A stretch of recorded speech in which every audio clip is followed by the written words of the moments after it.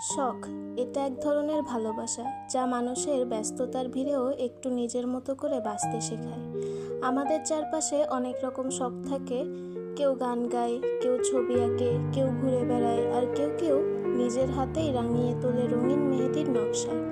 আমার কাছে মেহেদির রঙও তেমন একটি শখ। প্রতিটি রেখা, প্রতিটি নকশা যেন বলে দেয় এক একটা গল্প।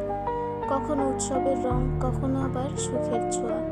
মেহেদি শুধু হাত রাঙায় না, এটি মনে আনন্দ আনে। এটা একটা ডিজাইন না, এটা একটা অনুভব।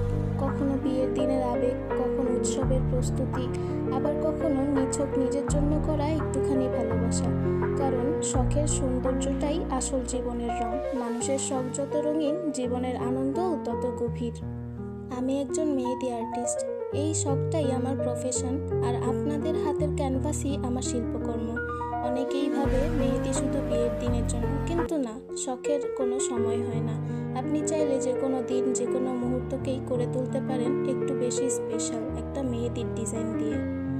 আমার এই পেজে আমি শেয়ার করি আমার করা মেহেদির ডিজাইন, টিপস, আর মাঝে মাঝে আপনাদের শখের গল্পগুলো।